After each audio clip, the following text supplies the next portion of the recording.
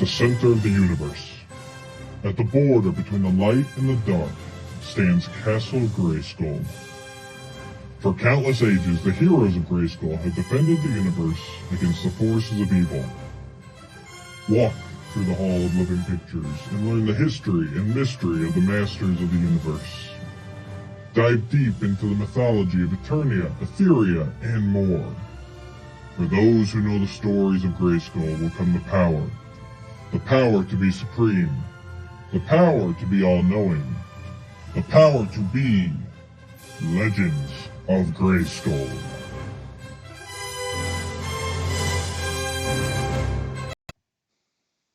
Hello, everybody, and welcome to episode 6 of Legends of Grayskull, the fan podcast where we discuss the history, the mystery, the magic, and the mythology of He-Man, She-Ra, Eternia, Etheria, Primus, Nordor, New Adventures, Classic Adventures, Vintage, Filmation, Golden Books, Ladybird Books, UK Annuals, Kid Stuff Records, and maybe even some Classics Bios. I'm Matthew Dukes. Bios! I'm Sean Scavarna. He's Sean Scavarna. He's Matthew Dukes. It was the outro last week. It's the intro this week. I'm out. No. We got past the point of 5. We're throwing everything out the window. Let's just do it. We're throwing it because I keep trying to push it every time, get a little bit longer. And I'm Matthew Dukes. That's Sean Scavarna over there. Woohoo! Sean, how we doing today? I'm laughing. That's good stuff. But then you have me perplexed, and there's a good reason for that on the show today. Absolutely. So yeah, late night thinking. Let's just put it that way. We got some discussion here, and we got some stuff for you guys to think about too at home. But we'll get to that in a minute. So first thing I want to do is last week we had episode 5.5. It was our second part of the Classics toy line discussion. I did make a mistake, and I would like to apologize and correct myself. So we talked about Mix and Match, which was an April Fool's joke. But I wrongly stated that it was one of Matty Collector's April Fool jokes. And it was not. It was actually David Clark, who runs adultcollector.org. Very nice guy, and he's chimed in on some of our stuff, the premiere of episode 5.0. He's also co-host on Sean's other podcast, Council of the First Ones. That is actually, Mix and Match is a character that David made up for his Adult Collector page. And he did such a good job of it and it was originally shared in 2013. And he did such a good job of it with the fake Pixel Dan video. I put up there the whole order page for Mix and Match that I wrongly remembered it as a Matty Collector one when it was in fact David's own thing. So I just wanted to clarify that because I hate the misinformation getting out there. So that Mix and Match is fully David's. And David, that just shows what a great job you did on it, because looking back on it, I remember it because of the good job you did, I remember it as Matty Collector. So. Definitely. And also it was cool that he put that online last week when we were working on that episode. Yeah. So it all tied. It was like perfect storm of let's bring back some of the good favorites with the figures. And then also, hey, here's this funny thing that came up. And it turns out now we have the behind the scenes on it. So that's pretty cool. Exactly. So, and I want to thank everybody. Last week, episode 5 and 5.5, there were some of our top episodes. I really want to thank all you listeners. There's too many to list by name, but you know who you are. Everyone who has joined the Facebook page, who's listened to us on YouTube or Podbean or Spotify or iTunes. And everybody that's watched and subscribed on YouTube, really, this means a lot to us. We started off with this just to have some fun and to get people talking about some stories and stuff that a lot of people don't talk about. And it's been great. All the feedback we've gotten has been positive and great. And keep it coming, guys. We sincerely appreciate it. Yeah, and it's also cool with the feedback and everything, seeing how well those did so far. That's making us look at our format too and say, okay, the response was great with that, so let's add a little bit of more of that for more of us geeking out, but also more fan interaction, because that's pretty cool that we get to talk to you guys. Absolutely. So with that said, let's jump in to the hot topic of the week. And it is not really a show or a book, but we feel it needs to be discussed. And that would be they have recently revealed the cast list for Masters of the Universe Revelation, a Netflix original anime series. And basically the entire internet has resounded with joy for the most part. That's the biggest thing. Before we even talk about the cast list here, and we're not going to go in depth. We're not going to probably hit every cast member or anything. But we'll discuss it a little bit here. Obviously, it's brought to you by that man there, Kevin Smith. And he's once again, he's show running it. And he's writing some episodes. Excuse me. So, yeah, basically, that's the thing that surprised me, and I want to get that out of the way right away. It was probably, I would say, 98% of all the feedback I've seen has been positive. And that, in this day and age of the internet, is absolutely astounding.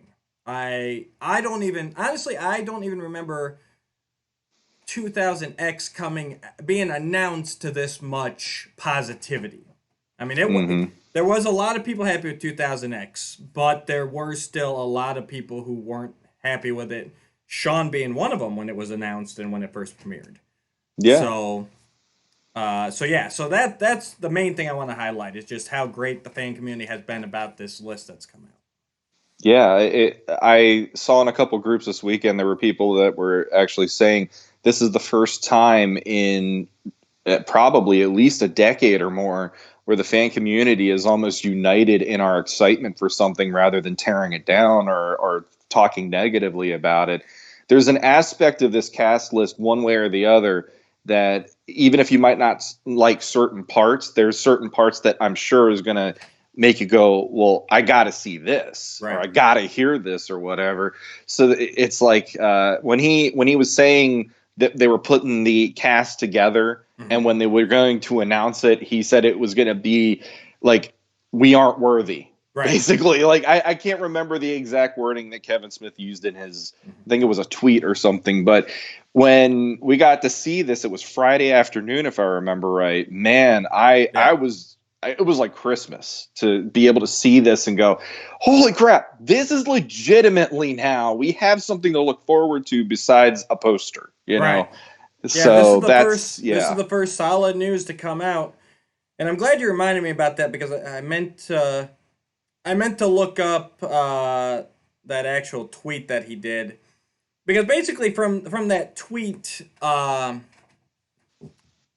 we knew Kevin Conroy and Mark Hamill were going to be in it. Like, I forget exactly what he tweeted, but he tweeted something that that made everyone pretty much go, okay, Kevin Conroy and Mark Hamill are going to be in it. And they are.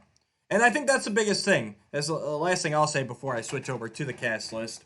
There's a lot of well-known actors and a lot of well-known voice actors on here. And that's the biggest thing for me, is even if some of these guys are famous for like one thing, the majority of them have done a lot of work and a lot of voiceover work over the years. So that's my biggest thing. Even if the character they're known for isn't necessarily like the voice we're going for, these guys are professionals. They did not just grab some yahoos off the street, or even really for the most part grab just big names just to have big names. These are guys who have worked in the industry and have done voiceover work. So let me go ahead and switch. So here is the actual, how they actually announced it. This is, or how I saw it at least. This is from the Masters of the Universe official Facebook page. And they put this out there on Facebook. That's where I first saw it. I don't know about Sean. Yeah, it was posted on one of the groups, and I just went crazy. Yeah. So let me go ahead and read through it here. I'm gonna read it off my phone because it's a little easier. Yep. Okay, so we have Mark Hamill as Skeletor, Lena Headey as Evil Lynn, Chris Wood as Prince Adam and He-Man. Sarah Michelle Gellar will be Teela. Liam Cunningham as Man-at-Arms. Stephen Root as Cringer. Diedrich Bader as King Randor and Trapjaw. Griffin Newman as Orko. Tiffany Smith as Andra. Henry Rollins as Triclops. Alan Oppenheimer as Mossman. Susan Eisenberg as Sorceress. Alicia Silverstone as Queen Marlena. Justin Long as Roboto. Jason Mewes as Stinkor. Phil Lamar as Hero. Tony Todd as Scareglow. Cree Summer as Priestess. Kevin Michael Richardson as Beastman. Kevin Conroy as Merman. And Harley Quinn Smith as Eilina. So that's basically their announcement, and that's most likely their main role. But I gotta assume most of these guys will probably be playing multiple roles, as is pretty standard for voice actors. Mm-hmm. Yeah, I mean that is a hell of a 1-2 punch of a cast list for me. And like some of the names in there, I wouldn't have ever expected them to even be associated. It's like the Kevin Smith thing. I never thought he would be a name attached to Masters of the Universe, and now it's like now we have Justin Long as Roboto, Stephen Root as Cringer, like you were saying. I think the majority of the community expected to hear Mark Hamill Skeletor at this point once they found out about that tweet with Mark Hamill. And, that's one that for me, I think is a great lightning rod casting, because with the Star Wars movies ending, him leaving the Luke Skywalker role, it might bring in other people than the typical Masters fans, because they want to hear him do another thing with his career, possibly. And plus, I mean, his Joker is... the Joker to a lot of fans. He's my Joker. If I'm reading a comic book or just thinking about the Joker, it is Mark Hamill's voice. I know some people will go Jack Nicholson, but for me, it's Mark Hamill. He is my default Joker. That was the most impact on my childhood. And I gotta imagine that his Skeletor is gonna be rooted in the same kind of level as his Joker. Which is fine, as long as he still takes a moment to make it distinctly Skeletor and not just Joker Part 2, Yeah, and likewise, I'm hoping for the same thing, because I think he's a good enough actor to know I can't just do Joker again here. I need to do something that will define this character as its own. But it is a voice actor, and the thing is, voice actors always have that tendency. There are certain inflections or certain tones they're going to work in there where you're going to hear, that's Mark Hamill, though. It's like just like Brian Dobson. Right. 2000X. Hang on. But there was hang on a very second. much Brian Dobson. You were breaking up there. Looks like Skype lost us for a minute there. All right, I think we're good. Okay. All right. That's weird. Definitely Skype, not the recording. Stupid Skype. All right, I think we're good now. So you were cutting out about Brian Dobson. So basically, 2000X, Brian Dobson as Skeletor. There was the Alan Oppenheimer. I almost call it an homage to Alan Oppenheimer, because there was a little bit of the filmation there, but it was a little more sinister and it was a little more harder edged. And, I don't want to see Hamill recreating what Oppenheimer did either. I'm curious to see his take on this this time around. And the thing is, I know everyone knows him as the Joker, but he's done a lot more voiceover work for that than just Joker. I mean, I'm looking here. I've got a little bit. He was in Star Wars: The Clone Wars. He was in Avatar. He's done some voice work on Regular Show. Adventure Time he was on. So I was surprised about that one too.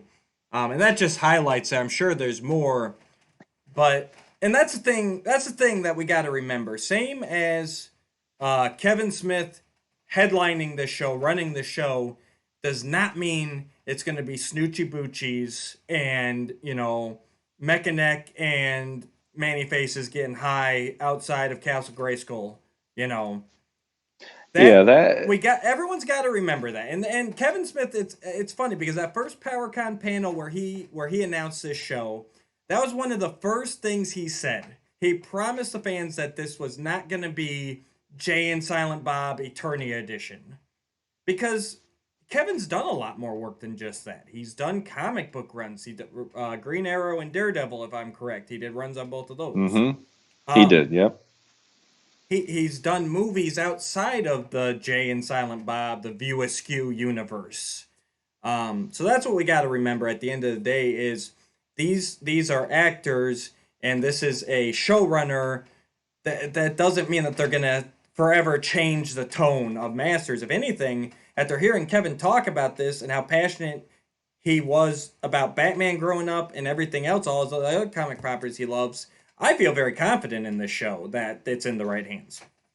Yeah, and I mean I think that's what weighs me down and wears me down about some of the opinions on this show is, most people just think when they hear Kevin Smith, they think automatically Clerks, Jay and Silent Bob, Mallrats.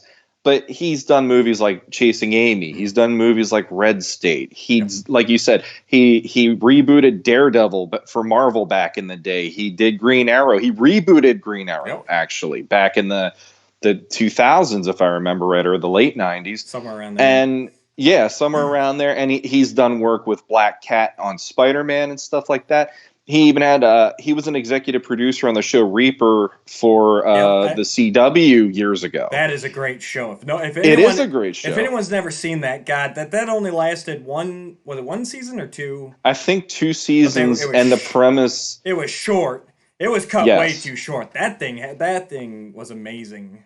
Yeah, it was like a fun adventure comedy every week, and there was no drug references, there was no Snoochie Boochies, there was none of that stuff. It was just, here's this story of this kid dealing with a situation every week, and there was more humor in it, but it still worked. And it's like, when he's on these projects for Marvel and DC, he's not infusing anything of himself in this because he's like, I get to play with these characters the way that I would love to play with them. Right. So in that way, it's, he went at all these things legit and seriously. Like if you read Daredevil, it's Daredevil. It's not going to be, it's Matt Murdock getting stoned all the time or whatever. And so, that's one of those things where every time I hear it, I'm like, it isn't that way. And Mattel wouldn't put him on a show like this to reboot the brand or carry on the brand if he didn't have something to bring to the table creatively other than that, And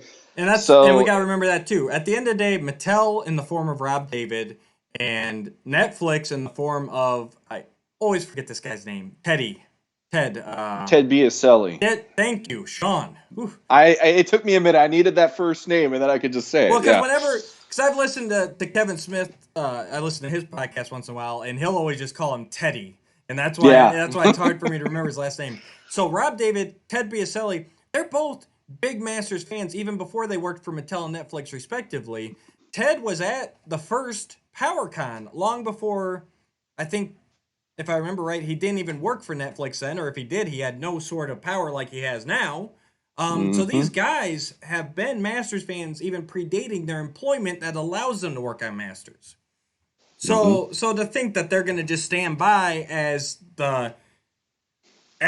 it gets turned into a Thundercats Roar type of thing where it completely changes the tone of the show, I don't, there's no part of my body that thinks that's going to happen. Well, from that teaser poster, even if they go Thundercats Roar with this, I'm just going to sit there and be completely dumbfounded because that thing is like Kevin Smith's word about everything is metal. Everything's metal. And it's like that poster is freaking metal. That poster is like the best of Filmation mixed with the way that I've always wanted to see Masters. So there's an element of don't let me down now, but I'm also like, I'm very, very excited now that this cast list comes out to go. So far, each step along the way, you've given me a little more to keep getting excited for this. Yep, exactly. I will point out really quick, for the ones that I said kind of to, and maybe other people were with me, Alicia Silverstone. I think she was probably the biggest, like, really.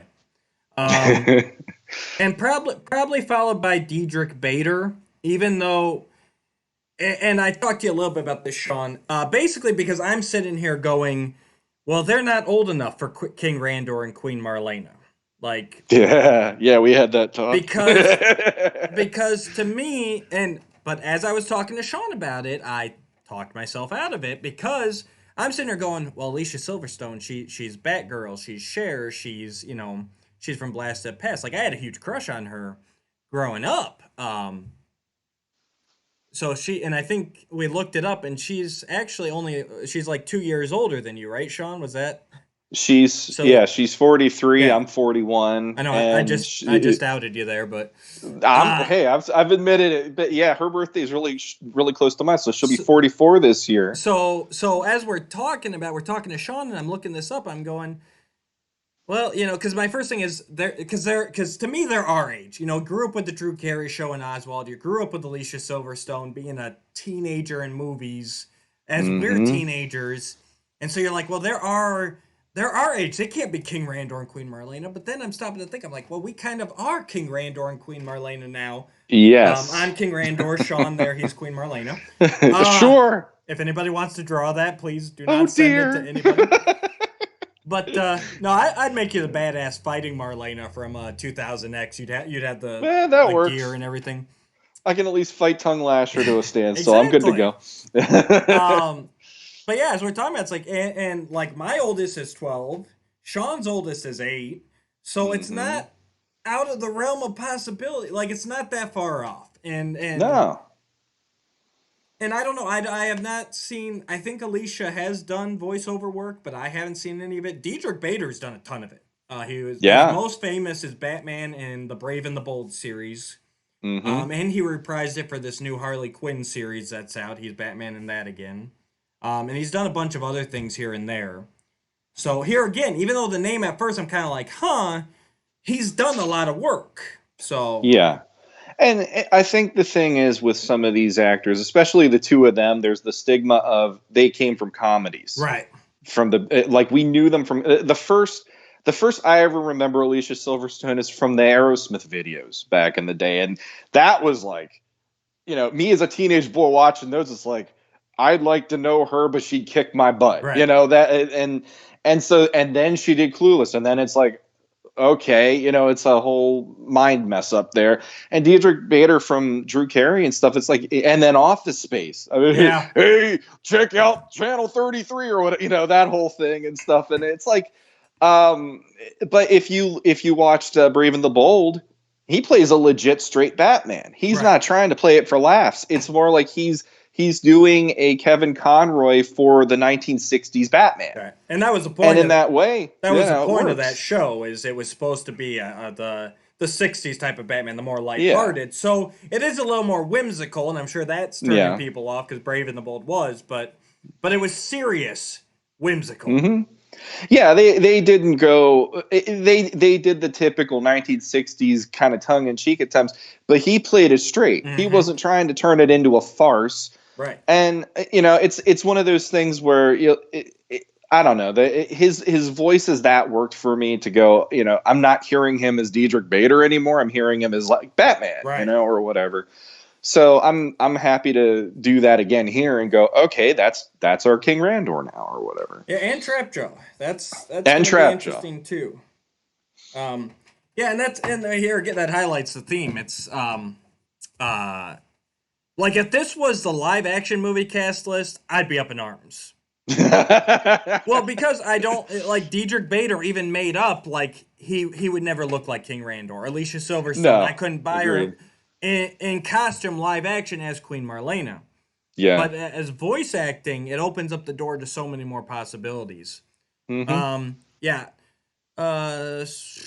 So Chris Wood, Prince Adam and He-Man. This is funny because I know who he is, but I didn't know the name.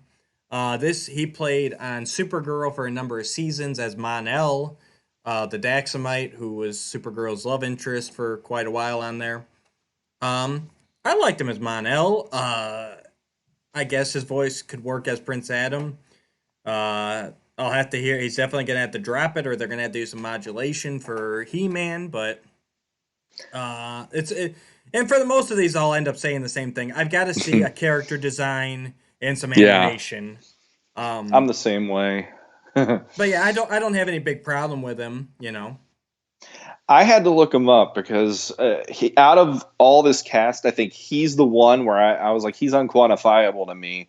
And I looked up some clips from Supergirl and stuff. And I mean, honestly, he has, I hate to say this, but he has like a stereotypical leading man tone in that way. And it's like listening to him, I think the thing about his casting more than anyone else's is I don't want to know who he is. I want to just hear Prince Adam and He-Man when I hear it in the show. So in that way, there is a certain amount of, well, when I hear it, that's going to now be the voice that I hear as the new He-Man and all this going forward. So, I kind of like that they didn't pick somebody that would have been, oh, well, it's this actor, and now I'm going to think this actor is playing He-Man instead of it just being He-Man, so. But I am very nervous about I Have the Power. I'm not going to lie. 2000X, we always are. I've had that whole big talk about it on the beginning episode. It's like when Cam Clark does the by the power of Grayskull, that's fine. And then a minute that I Have the Power part, it's like, and then now that you said the whole, well, that's the song, that's the melody, and now I can't not hear that. But in this case, it's like if this is supposed to be representative of the vintage going forward, I'm really hoping they can recapture some of that John Irwin in this to have the I Have the Power be like that primal scream or primal yell he does when he's turning into He-Man versus, the I have the power. It's like, no, it's not let's get ready to rumble. It's I have the power. So let's do it. Yeah. Show us that, Chris Wood. I'll be thrilled. And I'm looking up here, and he has only done live action here. I just looked up his filmography. Okay. So this will be his first voice acting work. Well, that's a heck of a first voice acting credit to your name, especially. But at the same time, though, I mean, obviously they had to have auditioned him. There's no way that any of these guys were just cast.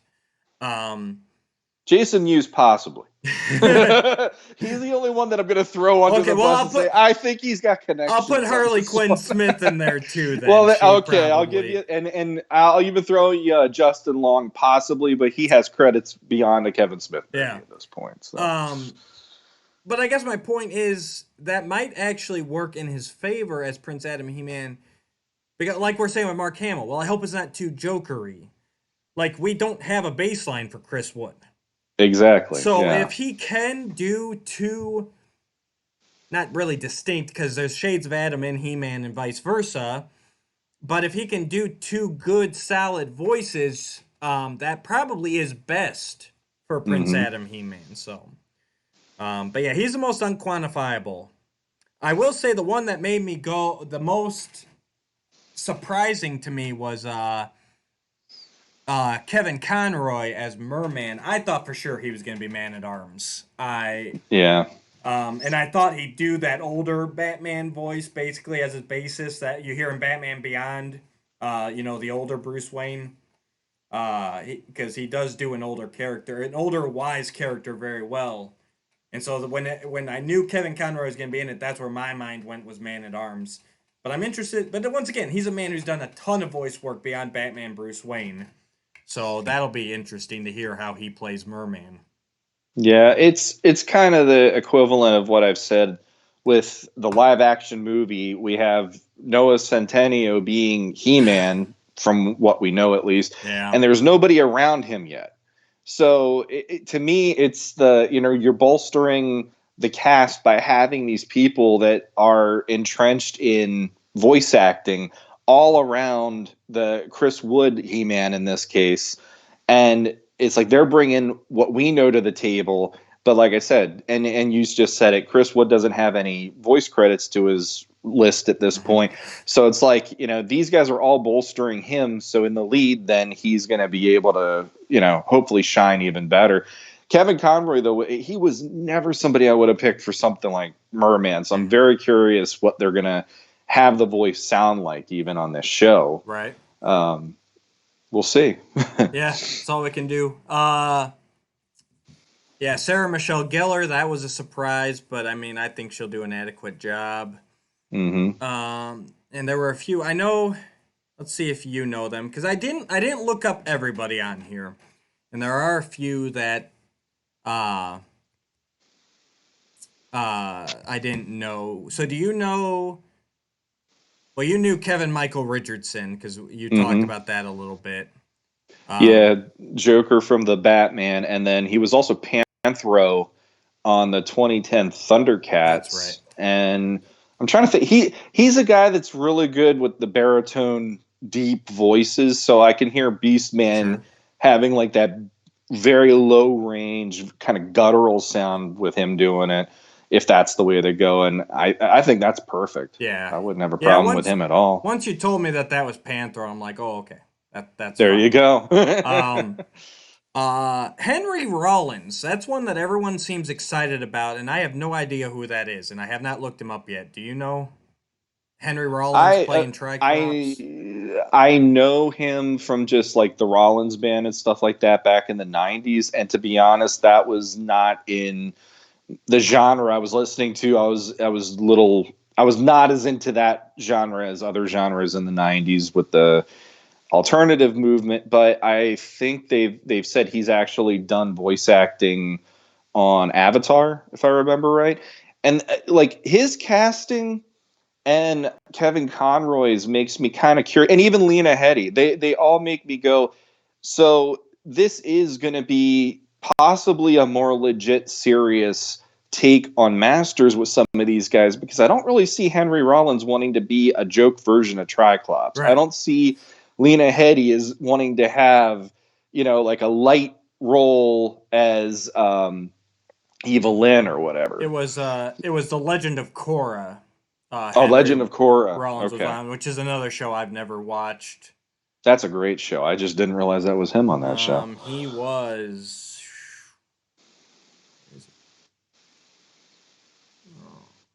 Sorry, guys. Zahir.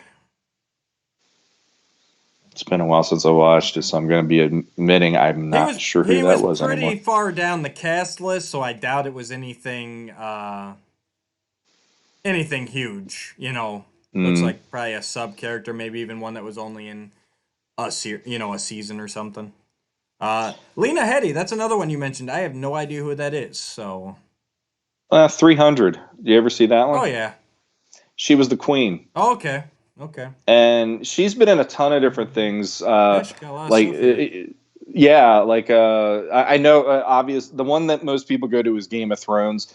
I'm one of the few people out of society who's never sat through a single episode of Game of Thrones, so I'll be completely honest. Oh, really? But I've seen her in other things, and it makes me go like, she's not somebody that I look at as like a comedic person or whatever, and that makes me just... I think she's going to bring a seriousness to this, probably, and a like a villainous take on it. Okay, she was Queen Cersei, so okay. Yes. See, and this is me. This is my problem, guys. I know probably everyone's screaming at me right now, like, how do you not know her? And that's the thing. I know these actors a lot of times, but I don't remember their names. If you say a character, I can usually get them, But as far as the names, like I watched all of Game of Thrones, but I could not have told you that she played Cersei. So, gotcha. But yeah, no, that'll be nice. Phil LaMarr, he's another one I wanted to highlight, not only because he's in it, and I have a feeling that he's gonna play a ton of people, background characters and stuff, because that's what he always does. He's an amazing voice actor. He is up there. I mean, he's done Futurama, Static Shock, Justice League, Foster's Home for Imaginary Friends. Like, he has been in just about... If you've watched an animated series in the past 20 years, there's a 90% chance that Phil LaMarr has a role in it. Maybe not a starring role, but something. And a lot of times you won't realize it's him he has that. He's one of the last, you know, like the Frank Welkers, the Alan Oppenheimers, and all that. They played all these different characters so well, and that's Phil LaMarr. Like on Futurama, he played Hermes. On Justice League, he was Green Lantern, John Stewart. You know, like he's got a range. So Yeah. you put And he was on Brave and the Bold and Young Justice even too. I mean, So. he's been in everything. Yep. So I not only is he going to be Hero, which we're going to see Hero, and That's cool. I'm hoping that that's Hero, the most powerful wizard in the universe, and not Son of Adam Dare version. But I'm assuming it's the most powerful wizard. Well, he'd have a 2 behind his name then. Yeah, well, and that's what leads me to believe that. But someone did throw that out as, well, how are we sure it's not Dare? And it's like, well, we can't really be at this point. So I did want to, I did want to put that out there. He said seeing Scareglow, and I guess Tony Todd is a big horror actor. I'm out of most of the list. I think he's the one that is the most unifying person they've cast. It's like I personally I can hear it already the way that he'd probably do the delivery in that, and it works for a character like that, especially. So, I mean, I couldn't pick a better voice casting for Scareglow than him, and that's awesome that they went there. And that's what I'm hearing. I have not seen any of his movies, so that's just me bringing down the conversation here. Oh, well, he's got that deep gravelly voice going on. He's got he's got this sinisterness to him when he wants to do it, and it works. Yep. So and there's a couple on here. There's a couple characters on here that are surprising. Most notably to me, Ilena, who was a one-off character in Filmation that was Tila's friend in A Friend in Need, who got hooked on the magic potions. Good episode. We will cover that one day. So that's interesting. That they're so once again here even if these aren't the biggest Masters fans writing this, they've done some research. They're digging into the characters and the worlds and the stories that have come before. Priestess, that's a completely I don't know. I don't even have a guess as to if that's going to be a completely new character, if that's going to be a red herring. My one thought is maybe, and they cast her as a different voice actor, but maybe that's going to be an evil Lynn disguise as part of a plot, but I honestly have no idea. But the fact that it's mentioned enough to get a actress and a credit in this initial cast list leads me to believe that they're going to be some sort of a tie-in, but I have a feeling it's going to be a character that will turn out to be somebody else. That's just my thought. Possibly. I mean, she was on Voltron. She was Hagar on there. Okay. No. Susan Eisenberg was Sorceress. Oh no, she's Sorceress. Right? You're right. Yeah, Cree Summer. She was Hagar on there, and I know she's done some. I think she also did like the Atlantis Disney movie and stuff like that. So it's like she's got. I mean that movie came out in the late '90s, early 2000s too. So that's an underappreciated Disney movie. If you haven't seen Atlantis, and I'm going to throw it out there, not tangenting more in this, Treasure Planet. Atlantis and Treasure Planet. Those are the two 90s Disney movies that do not get any respect, and they're amazing. Yep, I agree. But yeah, like I'm curious to see that. The thing is, and we went into this with this mentality. We're not trying to go into it saying this is the story they're going to tell because this person is cast or because of this character. We're just looking at it from a broad strokes idea because we don't want to be the ones going, oh, we hope it does this, we hope it does that, because at this point, it's all like this, it's like a blank slate for us to go, well, what is going to be this show other than that through line they talked about at PowerCon? But yeah, the Priestess one, I think that could be something where, like you said, she might change. I don't know. Maybe it's something they couldn't use the rights to another name. Maybe. Who knows? And I know I went a little further, but I wanted to point that one out because it's an unknown. I went a little further. I didn't want to go deep into story mode. That's just where my mind goes naturally. The last one I'm going to point out before we get to the red herring in the room the elephant in the room, the shadow beast in the room, is Stephen Root as Cringer. I was actually going to do that too, so that's good. And here again, I had to look up Stephen Root. Like when I read Stephen Root as Cringer, I had no idea. But then I looked him up and I'm like, oh, it's Jimmy James. It's it's I forget his name from Dodgeball, but he was a trainer in that too, if I'm Yep. not mistaken. Office Space. Yeah, he was in Office Space. Yeah. You stole my stapler. You stole my stapler. You know what? I can hear him as Cringer already, and Yes. Battle Cat. I can see him doing a more ferocious battle. I think he'll be just fine. But the biggest thing is, and no one's talking about this. Cringer talks. We have confirmation. Cringer and Battle Cat will talk. They cast a guy. Yeah. Well, here's And the question, though. that is big for me. I know Sean's probably gonna take me down now. But I am happy. Now, I'm still good with 2000X, and I think it's perfectly valid not to have him talk, but my preferred Cringer speaks, and we're getting that here, and I'm ecstatic for that, and no one's talking about it. Well, I mean, the way I look at it is with the angle they took on, okay, this is going to be the vintage stories going further. Well, then he's going to. I never for once believed he wasn't going to talk on this show. Him being the voice in particular makes me just go like, I'm going to love hearing him talk then, because I like that actor. He's fun. The big question, though, out of that is there's no Battle Cat listed. So is Battle Cat, that's the big, is Battle Cat going to talk then, or is it just going to be Cringer talking, and then when he's Battle Cat, it's all just roaring and growling and stuff? Yeah, you are right. We have to say that. It only says Cringer there. I got to believe that both will talk until we hear otherwise. But now you have me worried again. Hey, it's just something like I see Cringer and I'm like, all right, I have no problem with that because, like I said, it's continuing what we already knew. But there's no Battle Cat list, and it's like, okay, would they just have Cringer as the encompassing name? Or the other person that on this list that I'd throw out there is the Kevin Michael Richardson to do Battle Cat, because he would be a freaking ferocious Battle Cat. That's possible as well. And maybe they haven't decided yet. Maybe that's why they left Battle Cat off the list.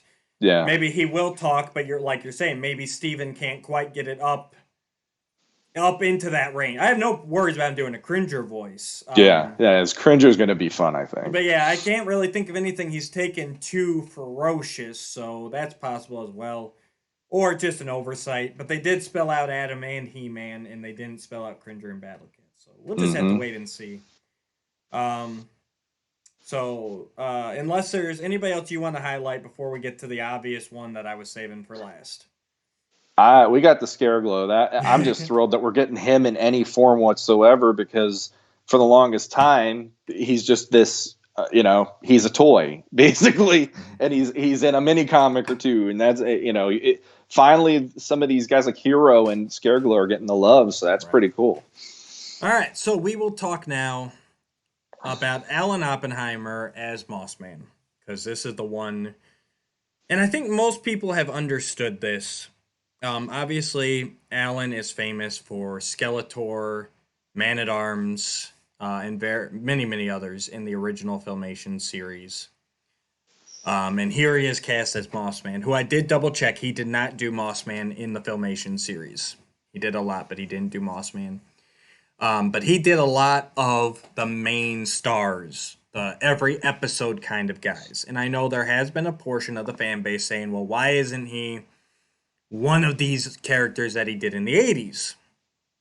And basically, to me, it's, and I've seen other people post this too, it's pretty simple. Alan's in his 90s. His voice, he's done some Skeletor voices for some different things in recent years. But, it's off. It's not quite there. And honestly, I just don't think he can handle the full-time role, that starring role, because I know even people have said, well, why can't he be Man-at-Arms, instead of like a Skeletor, because Man-at-Arms is a pretty human, normal voice. I'm just gonna assume. I think it's safe to assume that he either doesn't want to or can't handle a starring role anymore, where you're gonna be in that booth for 10, 12 hours a day recording. For me, like they had that they had that petition online and all that kind of Yeah. stuff, and I that turned me off. Yeah. And it's not an issue of me not liking Filmation. It's not an issue of me not liking what I had as a kid. The thing to me at this point of my fandom is we have to be able to move forward from what we had as children, because otherwise how are we going to have other people get invested in this stuff? So you have these name actors, especially the Game of Thrones seems to be almost like the short way of saying this could be how a He-Man story works or something, in that way. Maybe not obviously as dark as Game of Thrones, but in the epic fantasy storytelling way and stuff. So the fact that they brought in actors who are from that, who could bring some gravitas to this, and it's like you look at other you look at movies and you look at TV shows, like for instance on Supergirl. So we went there with Chris Wood. Supergirl had Dean Cain and Helen Slater playing Kara's adoptive mother and father.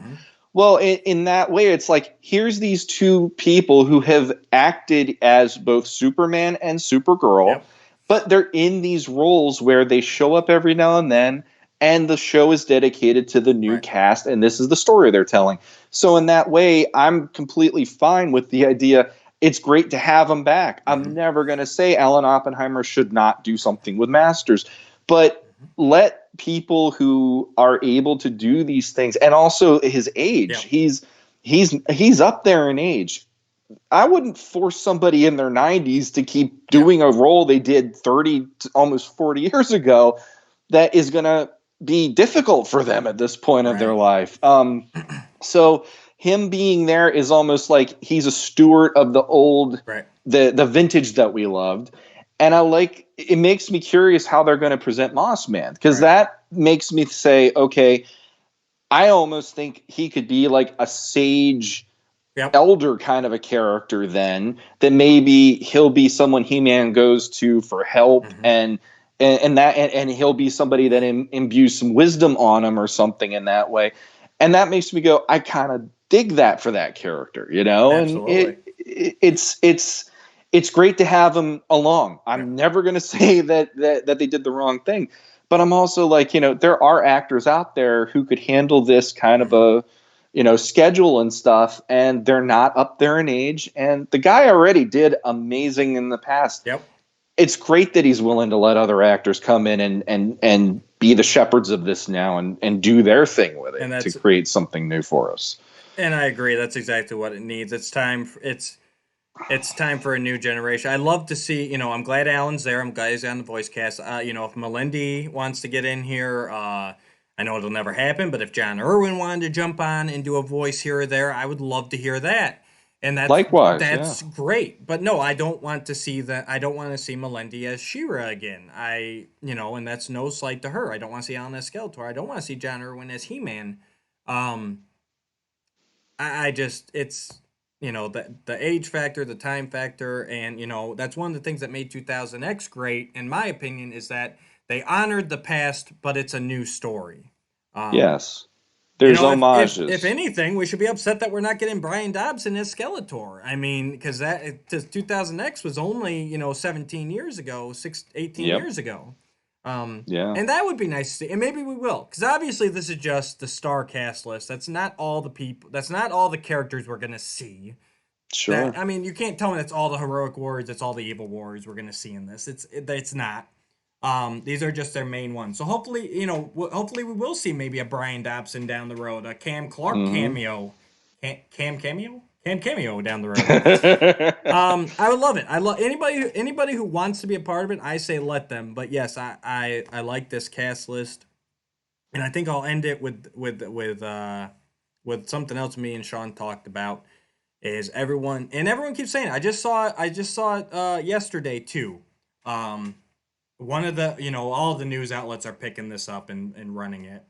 And one of them, the headline was, it was something like Filmation He-Man continues.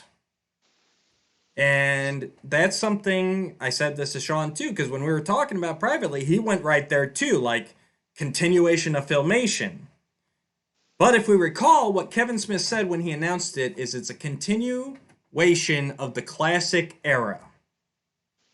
So I want everyone to just kind of remember that. They never said this is going to be Filmation Part 2.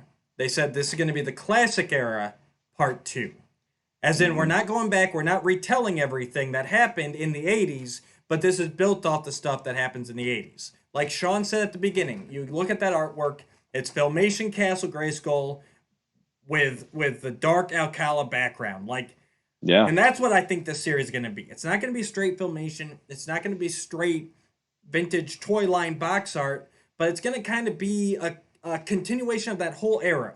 As in, we're not going to go back and retell everything, but just assume most likely that the big events in the 80s happened in this timeline. Sure. That's what it means to me. And at this point, I'm like, each little step that they've done has, like, okay, they announced this is going to happen and they showed the poster. That had me just going like, that wasn't what I expected. Right. I didn't expect them to even do a series, and then I didn't expect the art to look that way. Mm-hmm. And then with the cast list coming out now it's yet one more step on the way to me getting more excited, because it's like, look at some of the names on this list.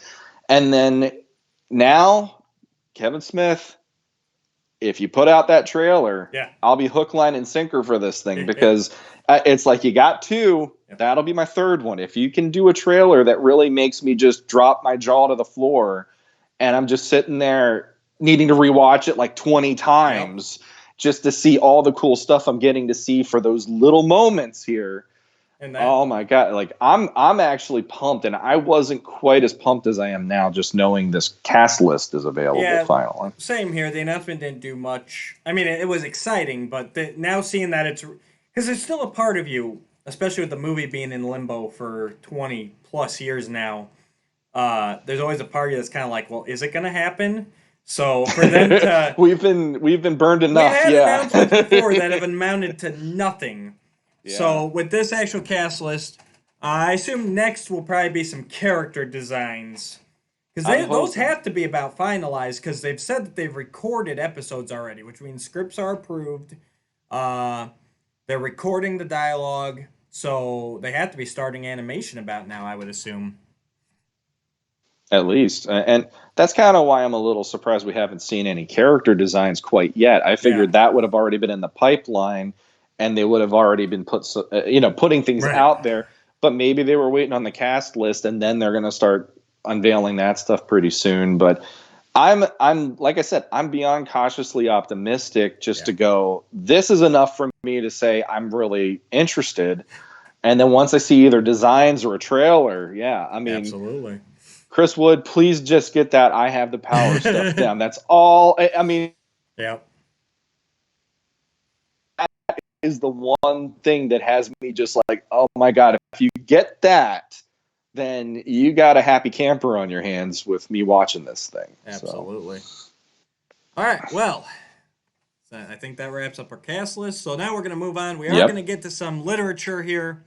We knew the cast list would take up some time, so we went for something a little shorter. I don't think we'll have too much discussion on this, but it's going to lead to a pretty cool discussion. So and homework. So, real quick here, Danielle Galerta and Eric Marshall, they took over the Classics bios basically when Super 7 took over the Classic Toy Line license. And because that last wave or so that Matty Collector did after Scott left the brand, they didn't do bios on those. They were just the card backs. Then Super 7 took them. They wanted to get back to the bios. And so Danielle and Eric were hired. They also worked on the wonderful, among many other, but the World Character Guide and World Compendium. Danielle's on Roast Google Dinner. They've done a ton of stuff over the years. Too much to name. We'd be here an hour just naming all the work they've done. But the other thing they've been doing is they've been doing bios for stuff that either landed in that time when Matty Collector wasn't doing the bios, or like for objects or time periods. They've been releasing these just on He-Man.org as part of their Masters Mondays. So every Monday they release a new bio. Yep. This one came out back in December. This is for Space Ace, the Stellar Starman, who is the space armor that came with the Vicron character in the Classics toy line. Basically, Vicron was the name given to the original Mattel concept for He-Man. And when Mark Taylor and everybody originally presented it to Mattel, they had 3 versions. They had a Barbarian version, which became the He-Man we know and love, but still with some differences in that original one. What they later named Space Ace, which is this one. He's got a very futuristic armor, and literally, at the time, a Boba Fett helmet as a helmet that they repainted. And then Tank Top, who was a military vehicle-themed man. And all those were sculpted on top of big Jim figures that Mattel was famous for.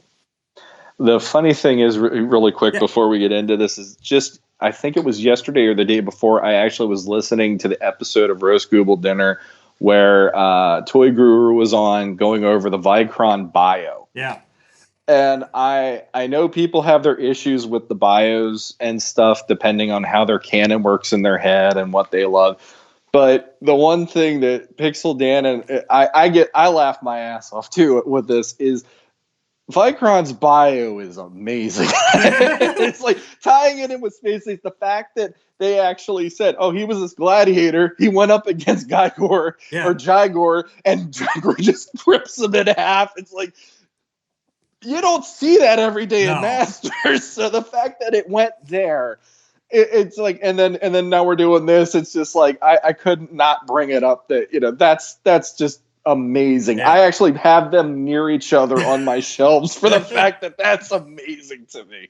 And that was a very controversial bio as well. And I got my own thoughts about concept characters actually having a bio, but whatever, it's done. I still want them to keep that because that's amazing. Yeah, and it's still here. But basically, what they went and did is there was the one bio for Vicron, and he came with all 3 outfits. So what Danielle and Eric did, and I believe that this one was written by Danielle because I know they switch off, but I'm 99% sure Danielle wrote Space Ace here. They made the space armor, and they did one for Tank Top too. He's got his own bio too, which you can check out, and I'll put down in the description the link to all of those. But let me. All right, so here we have Space Ace, the Stellar Starman.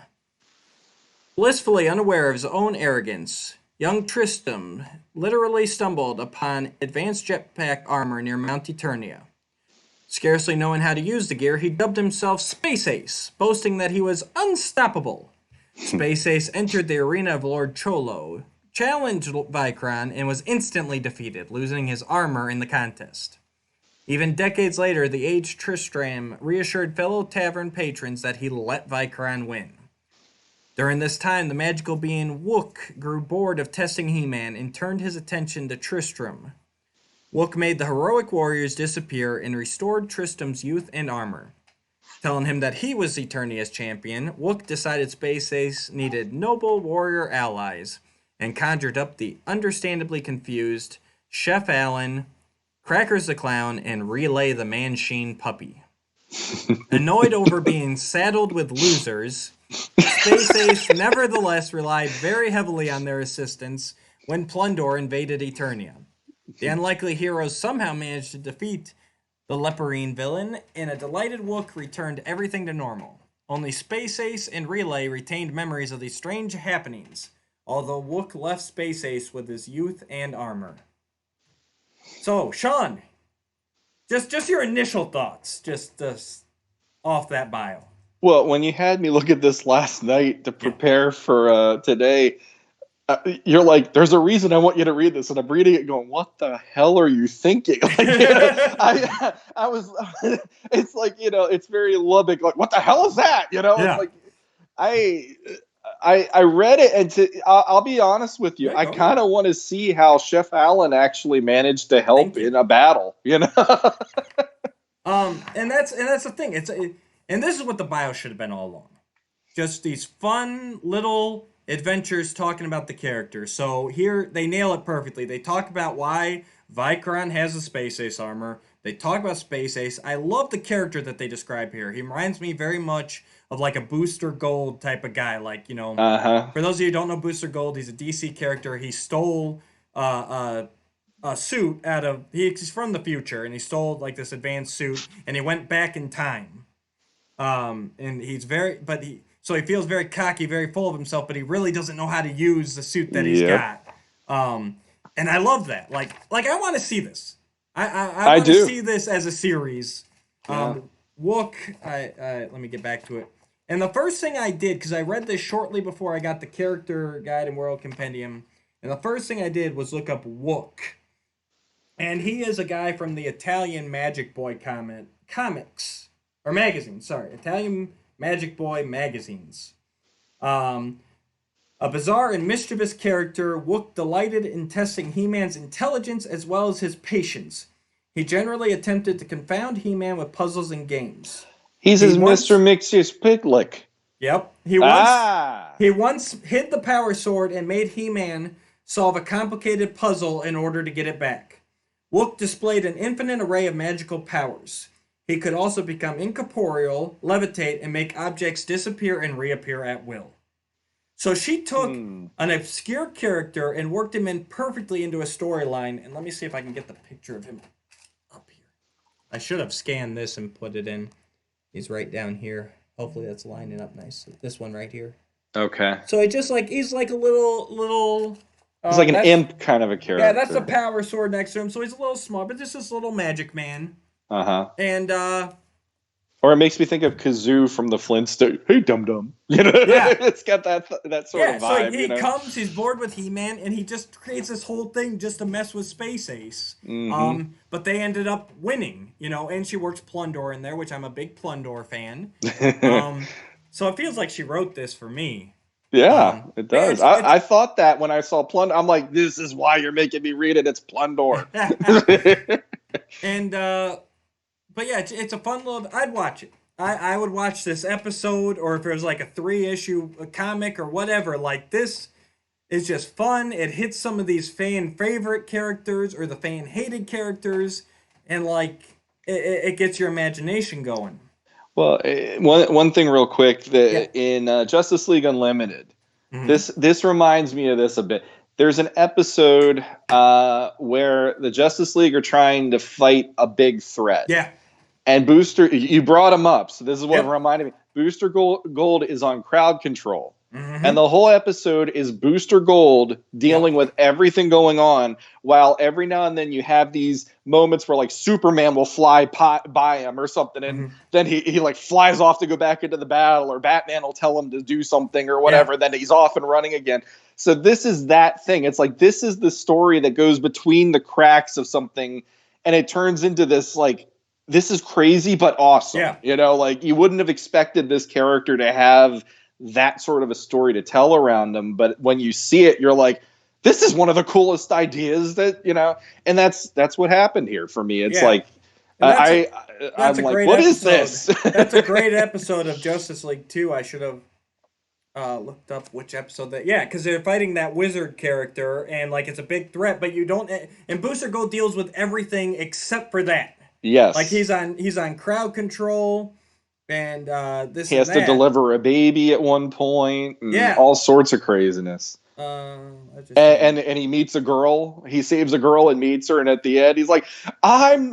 Who does he keep? They keep saying he looks like somebody else. He's like, "I am not so and so." And the girl's like, "I know." At the end, finally. I haven't seen that episode in a long time. Same here. It's been forever, but that is one of the standout ones. I think it's the greatest story. Yeah, the greatest story never told. Never told. That's right. Yep. That this is the Master's equivalent of that. There you go. Mordru was who they were fighting. Green Lantern. They keep saying I'm he's not Green Lantern. Yeah. Thank you. That was going to drive me nuts today, too. But yeah, and so, I mean, okay, first off, wonderful bio, Danielle.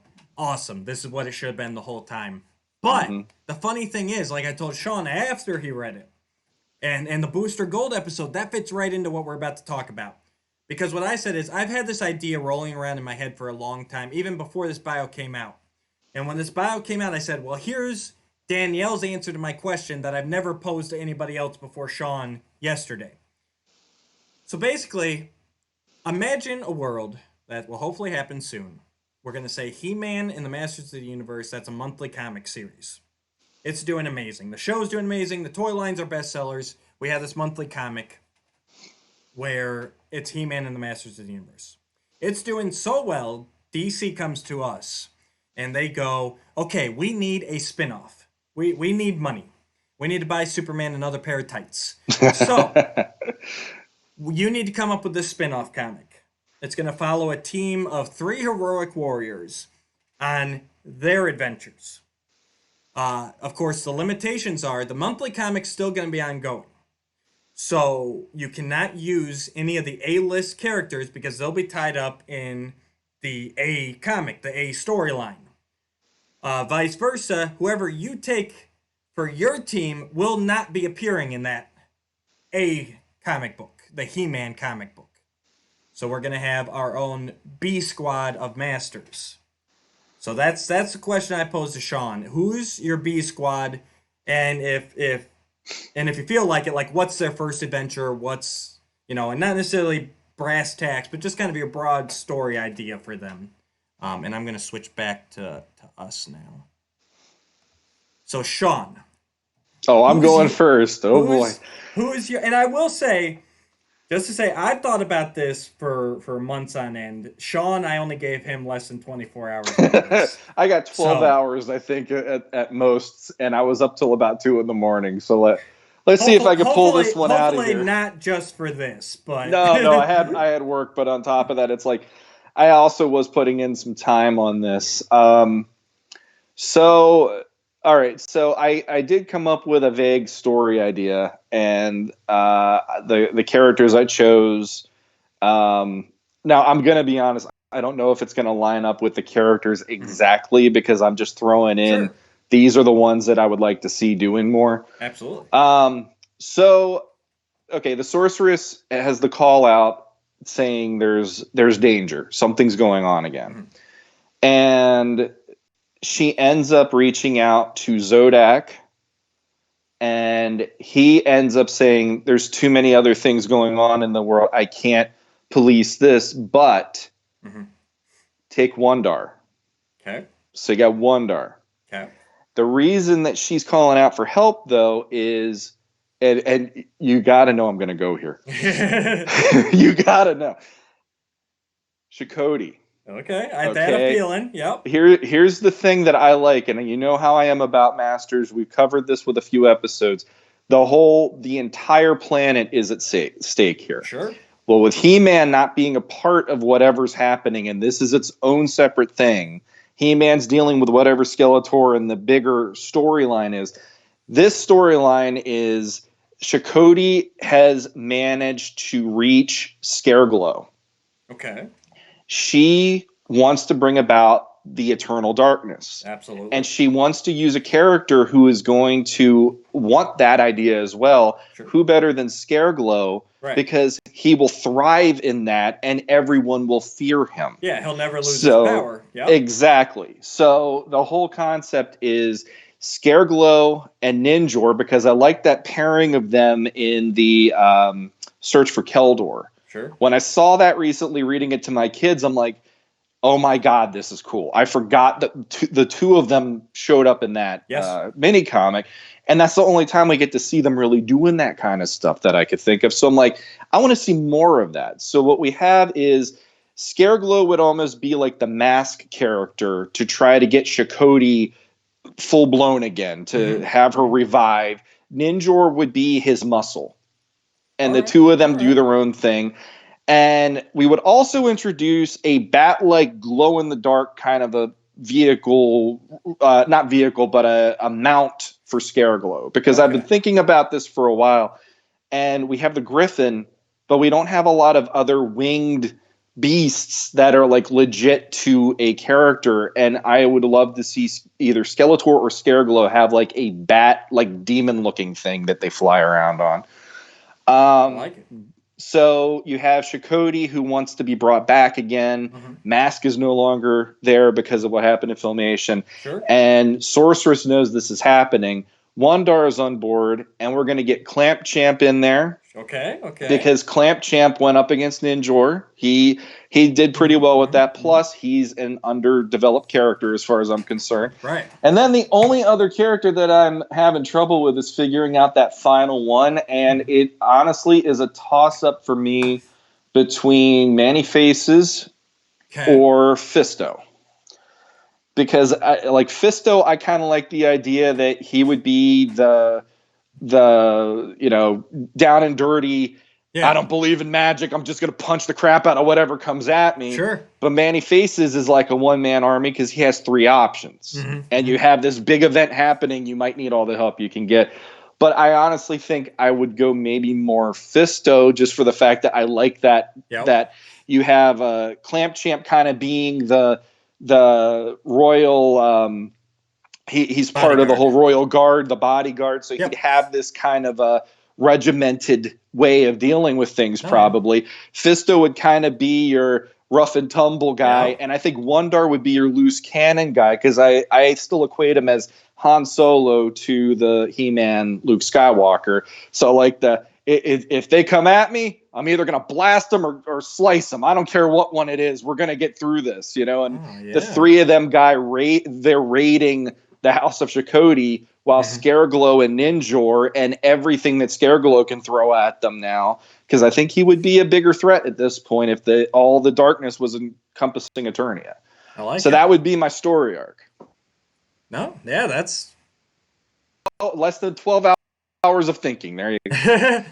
No, yeah, for sure. I'm tired. I need a nap.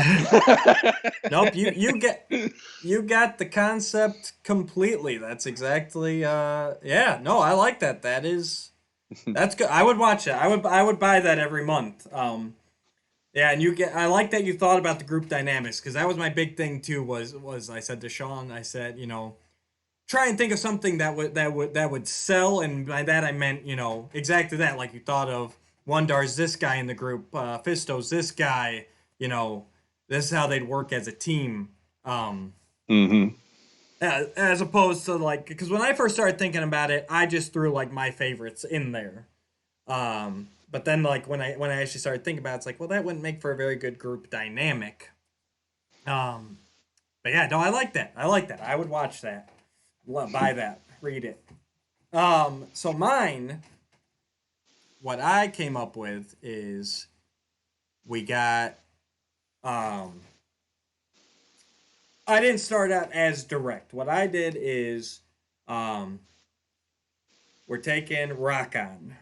He's my first one who's in the US he got quite a bit of use, but not as much as your first tier characters, But he got probably the most use out of those later wave figures. So Rakan, he gets a call from his planet, his home planet, that they need help. So he goes to King Randor and Man-at-Arms, and he's, he tells them, Stone-Dar would get the call, and he can't go because he's helping, he's the leader of the rock people that have come to Eternia. So he delegates it to Rakan. So they go to King Randor.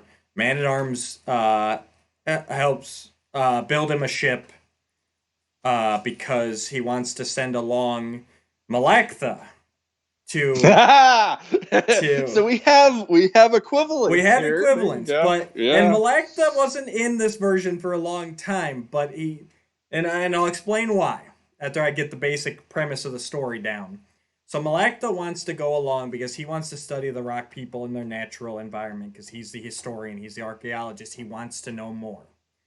Yeah. So he's going to join him. So Man-at-Arms either builds a spaceship or they have a spaceship capable of getting them there.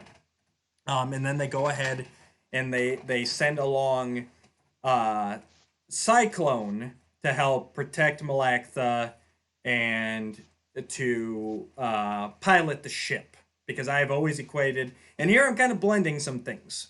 Because Cyclone to me, it's a little bit of the 2000X where he seemed very wise, very mature, almost even sage-like at times. Yeah. And then like the radar chest just always made me feel that he would be, even though he can fly himself, that he would be a good pilot and navigator. Like he belongs. He's always seemed very cosmic to me. So he would go along basically as the pilot and just to help as well. Because they're not sure exactly what's going on. They didn't get a full transmission. And so those three go and they travel. They travel to the planet of the Rock People. And they find out that the Game Master from Filmation has been to the planet, and he's abducted their best warriors to fight in his cosmic games. He's got like the biggest event he's ever put on, and he's jumping through this whole planet system and just stealing a ton of warriors. And you can either set this as the first appearance of the Game Master, or you can set it as what happened with He-Man in the Filmation episode already happened. Either way works for this. But so they find this out, and then from there the series is basically them catching up to the Game Master and freeing the captured people of the different planets. And I like that because it'd be a very nice monthly series, jumping from planet to planet until they finally catch up with him and have their showdown. And the Game Master, he's got plenty of warriors that do his bidding. There's a lot of story potential there. They can jump around to different planets. We can visit Phantos. We could visit I forget the planet, but where Plundor and Gleedle were from. I'm feeling really bad that I can't remember that planet. And it takes them out of the main storyline completely to where you're not going, well, why doesn't He-Man help? I mean, there's plenty you can do with where they stay on Eternia, and there can be reasons why He-Man doesn't help. But taking them out of there completely, and basically why I grouped the ones that I did was Rock-On. He's always been played as that young guy who will be leader someday, but he's not quite there.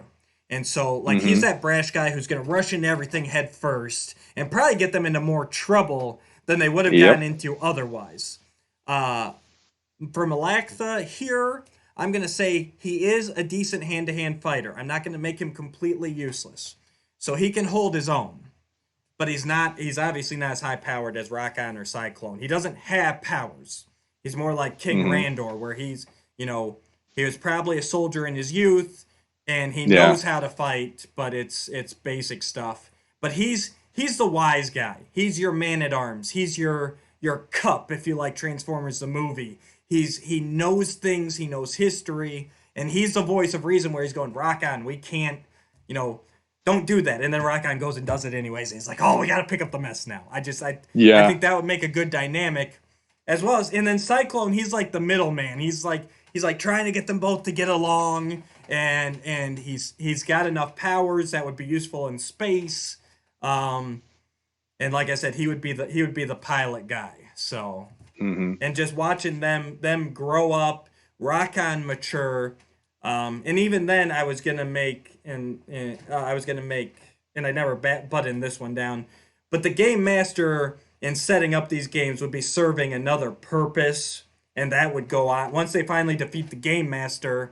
Instead of you could do it either way, depending on how long the comic series would go. You could have them defeat the Game Master. It's a limited series, and that's it. We can head back to Eternia, or it could lead to something else, and they could keep traveling. So that's what I had. Nice. Well, you had more time to think about it, but I like your idea that each issue would cover a certain this or that, so you'd have at least 6 to 12 issues that you would have the ability to fill those with something solid, something relevant and stuff.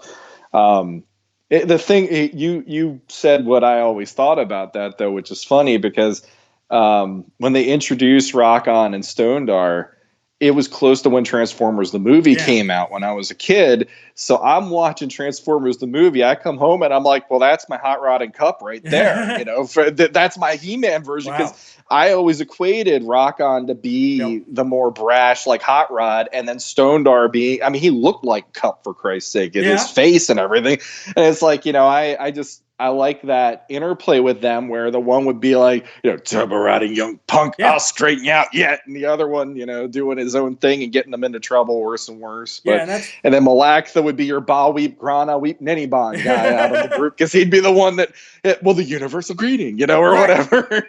Well, he's the guy, as we're jumping from these worlds, he knows enough so that it's not like, he's your exposition guy. He's the one who's like filling them in on the backstories of these planets. That way you're not bogged down in a bunch of fish out of water stuff necessarily, where they've got to learn every new culture.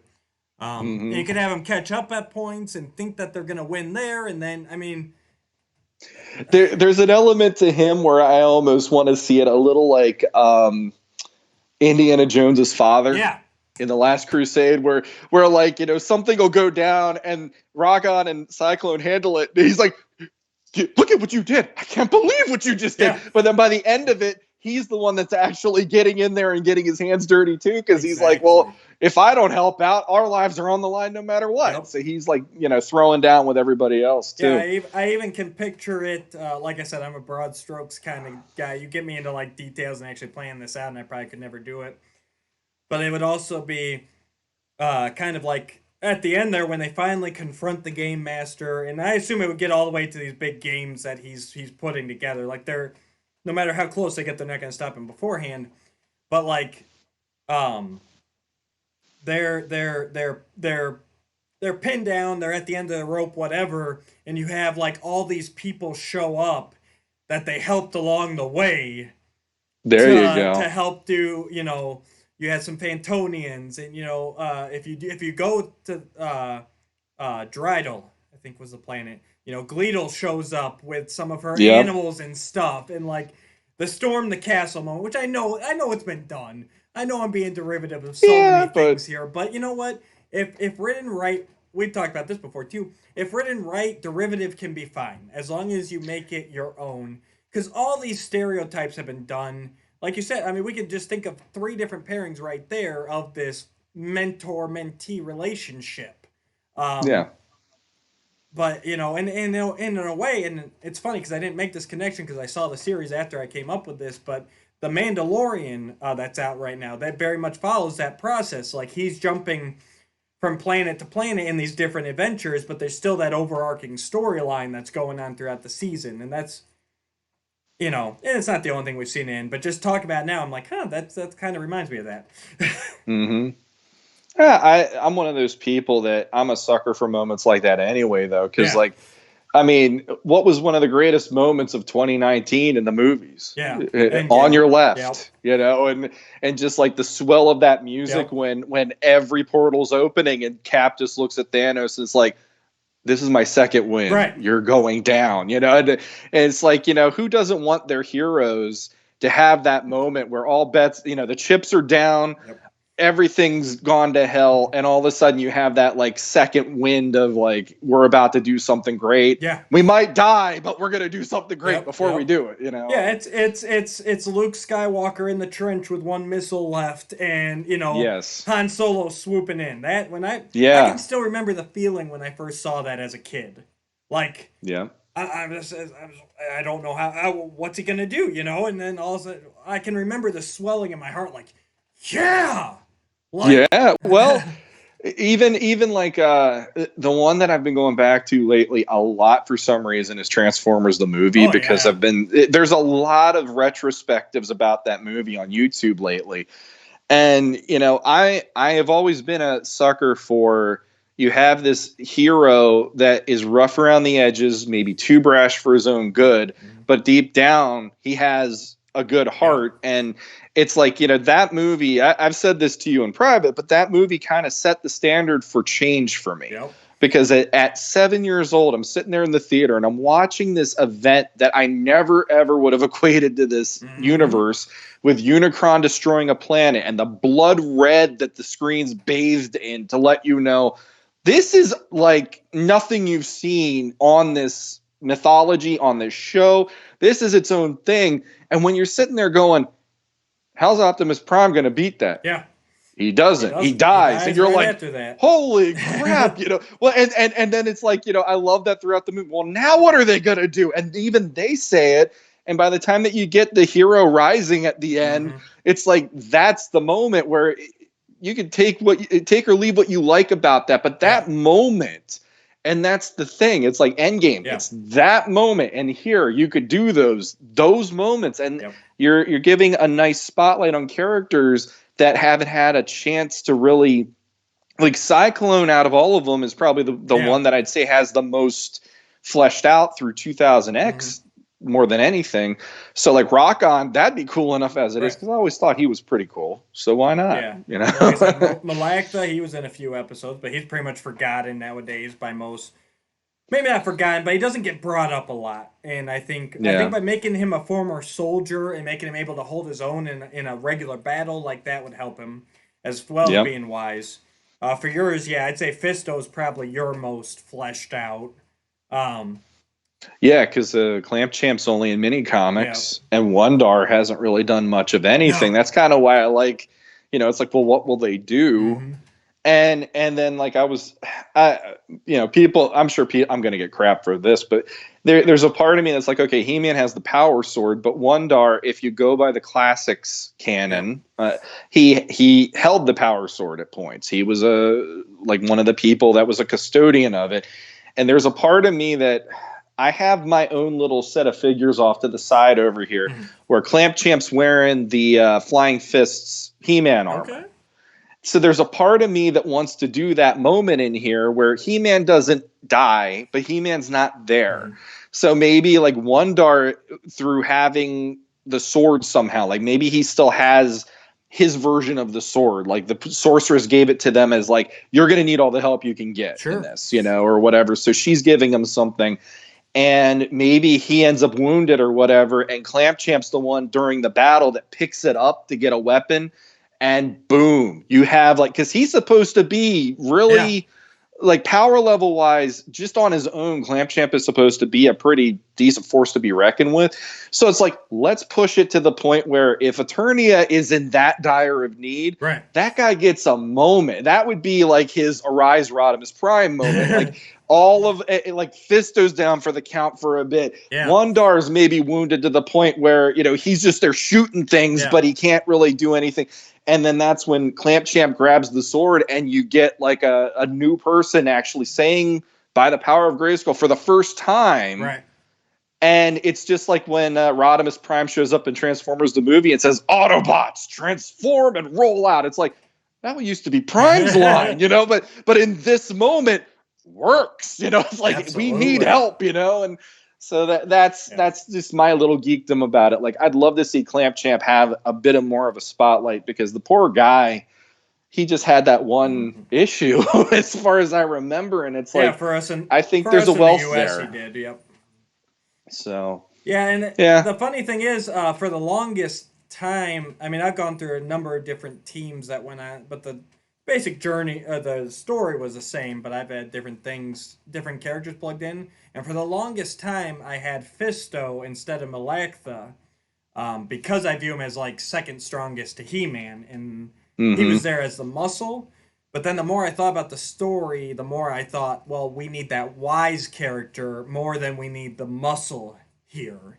But yeah, this is the stuff my mind thinks about. And I know Sean's the same way. We just think about, and tying it back into Revelation, we just think about where these stories can go, what other stories can be told.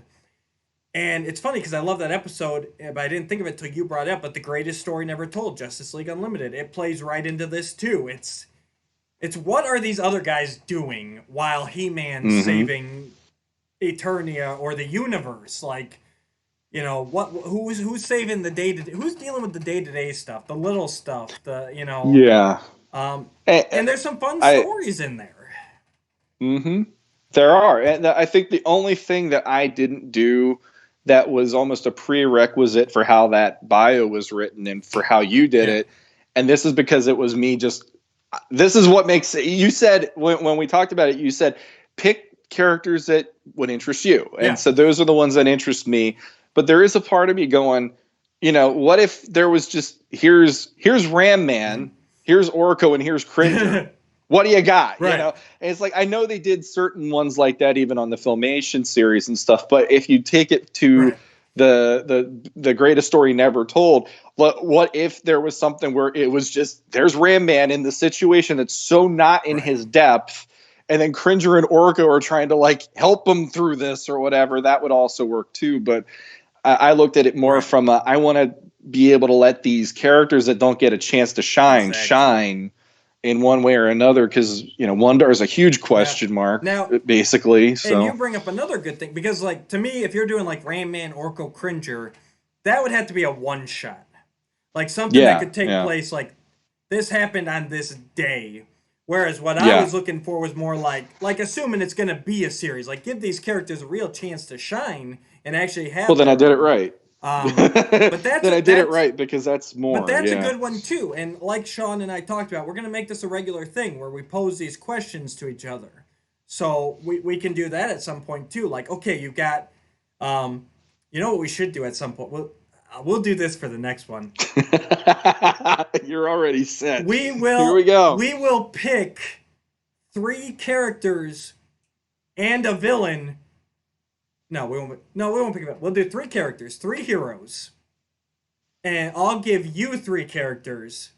And you give me 3 characters. And you come up with that one-shot story for the characters that you are given.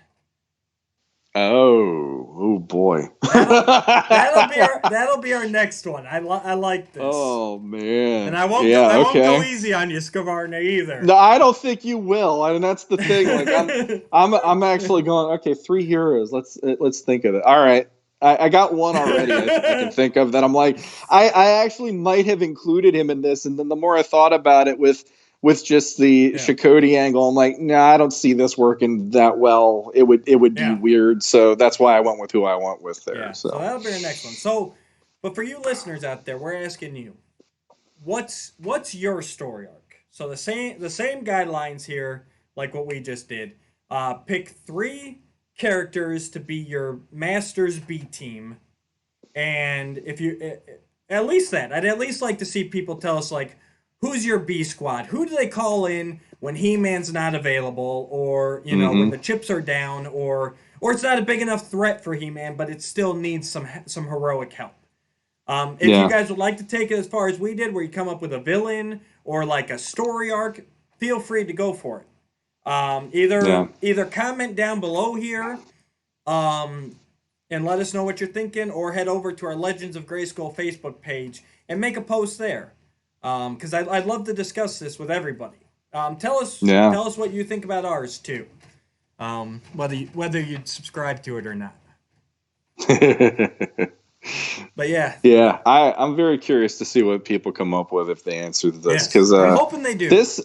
This really taxed me last night, just going like, I need it to be something like that. I will say the hardest part for me was the villain. Yeah. And I went to Chakotay only because I like these world catastrophic events. Sure. One of the villains I actually almost went to, and I still think he might be fun to be in there somewhere in the mix, is actually Count Marzo. Yep, I could see that. The only reason I like that is in the history episode of 2000X, Evil Lynn recruits him to bring Hordak back, and he's just like, hell no, I'm not doing this. But she makes him do it. And I thought that would be kind of fun to go, here's this character that maybe he'll join the ranks of the good guys for a while, because he's like, this can't happen. Yeah. Like, so there's like some story elements there where it's like, can they trust him? Yeah. Maybe he's fighting with them against a common foe, and there's elements there too.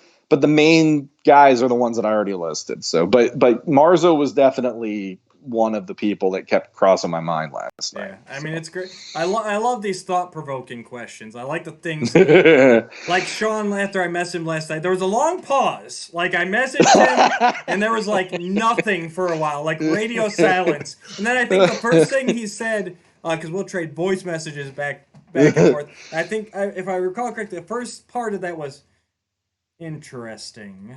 I think that's all I said back to you at first, like Maybe it was interesting. just And then I said something along the lines of, "I'm going to be up until Yeah. sunrise trying to think of this stuff." And that's exactly the I'm like, okay, this is a good question here because it's got I could tell it's got Sean's gears turning already. Yep. So yeah, so we'll do that one now. We're gonna make this a regular thing. So probably next month we'll come back. So we'll give a little time, come up with 3 perfect characters for Sean, and that'll be our next one. Let you guys start thinking about it a little early too. This will be our only episode this week for time constraints, but we'll be back next week hopefully with a double dose. Sean, anything else we got? No, that's honestly, we hit all the high points that I was hoping to hit, so I'm happy. All right.